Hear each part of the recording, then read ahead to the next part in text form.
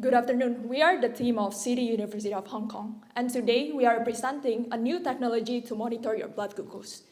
We are addressing a very crucial issue of global diabetes crisis that is affecting 1 out of 10 people around the world.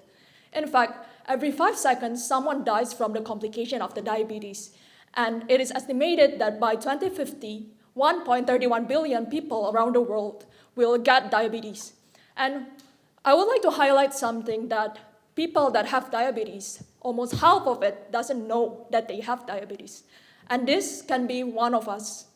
If I ask right now what is our current blood glucose level, I believe most people will not be able to tell me because the current method will require us to take a droplet of our blood through a lancet, which is not only painful, it's also costly and it creates a lot of waste.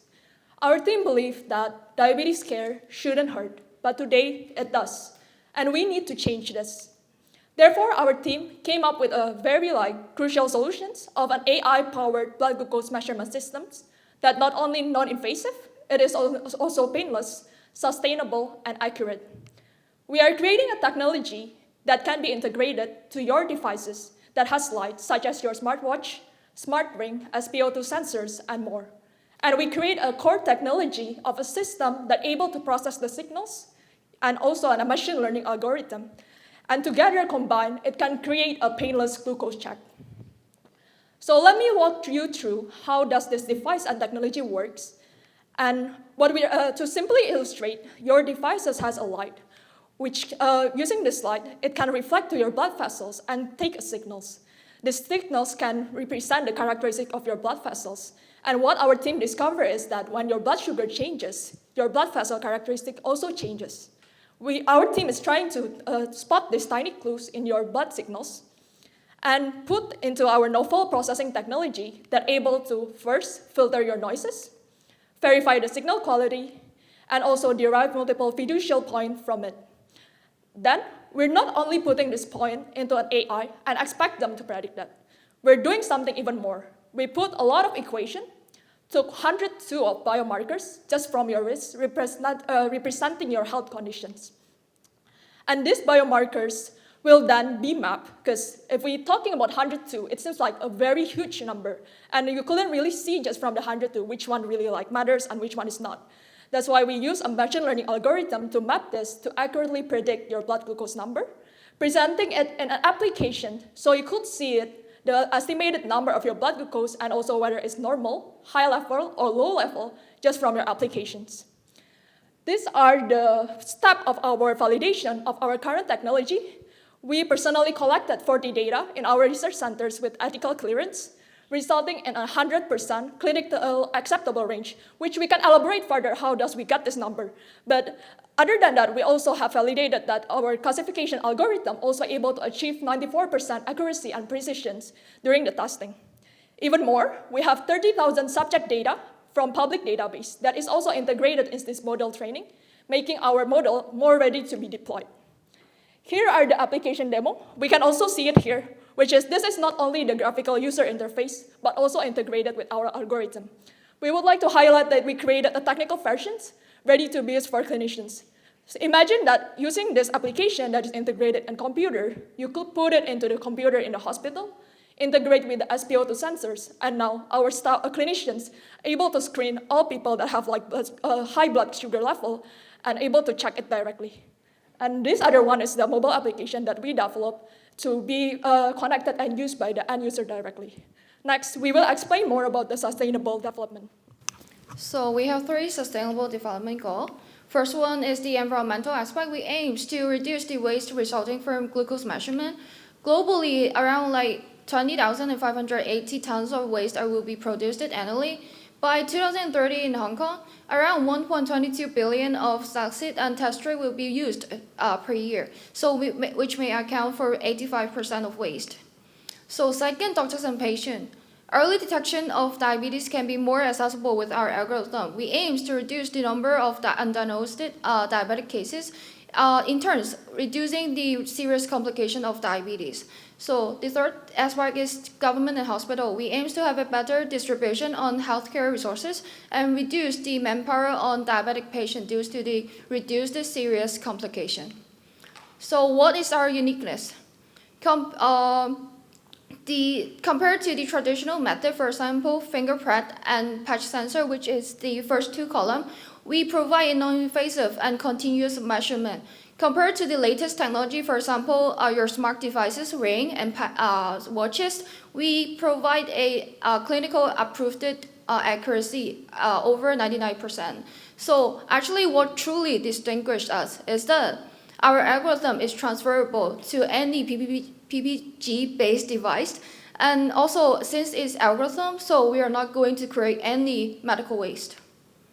So our business plan is that we will start to have business-to-business plan by 2026. And globally, the glucose measurement market is $21.1 billion US dollar. In China, it's $9 billion, and in Hong Kong, it's $72.5 million US dollar. So we have 4 goals. The first one, we want to have more prototype integration and collaboration. Recently, we have been collaborating with Kerathon, which is a company that doing continuous blood pressure monitoring. Second, we want to capture more vital health matrix. Third one, we want to obtain the approval from regulatory bodies, for example, FDA and also ISO.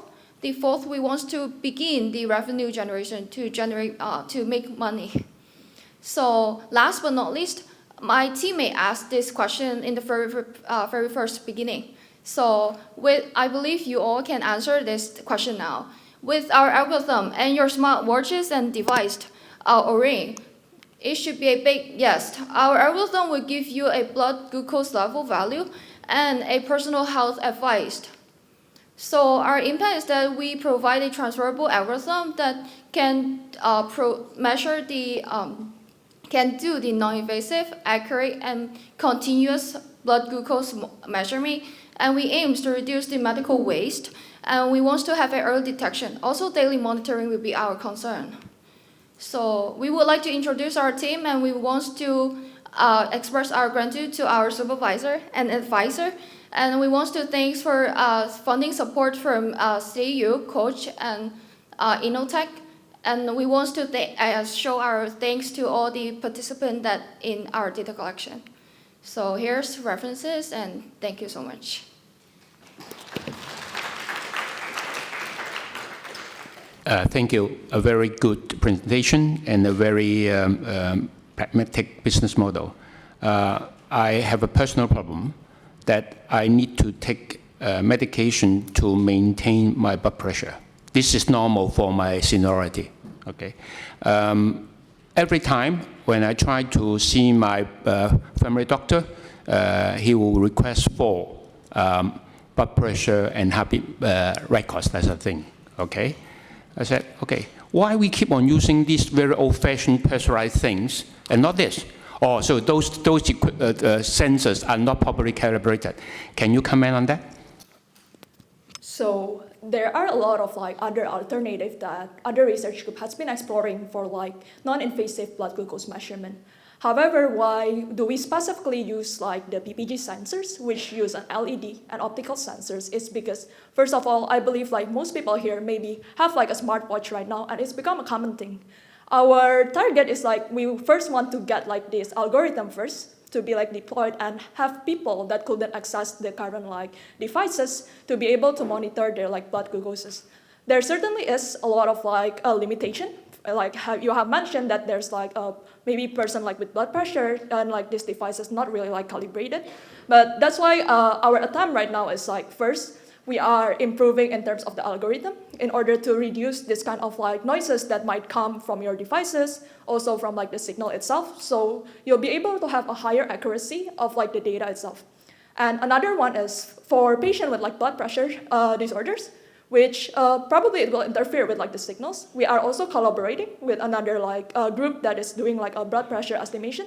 So upon this collaboration, we are expecting that we could integrate this together and remove this kind of other interference in our predictions, outliers through the combination of these features. If I need to see a doctor tomorrow, okay, trying to measure my blood pressure and also blood glucose, I will be very careful about what I eat, okay, the day before, okay. So I'm wondering, right, because you talk about providing health care, okay, or health advice, will it be able to monitor, right, your blood glucose level, right, after what you eat, right, or your daily, right, living? I think that would be more important to prevent, right, before you have those diabetes. So our technology is focusing to create a continuous blood glucose measurement. So each time you can detect this multiple times. Because I also have a family member that have diabetes, and they would not want to take their blood sugar level more than 2 times a day, because you need to keep poking your fingers, and if you're doing it for years, I believe you'll not want to do that. But using our device, even if you keep using your watch, then you can see that after you eat, your blood glucose spike up. My grandmother, she liked to sneak out and get chocolates and stuff, which you shouldn't eat. And using these devices, if you can see that, I believe more people will be more attentive on what they eat, and also more. If you not sure in our prediction, then you'll go a further step ahead and then go and check your blood glucose level. This is what we're trying to achieve. And in addition to that, for our classification, we include the meal time as well. So I expect you to input through the application when the last time you have a meal, which will help you to categorize as well. If you just have a meal, this blood glucose is a normal range or not, because it will be different as well for the standard. Thank you, Sitiyu.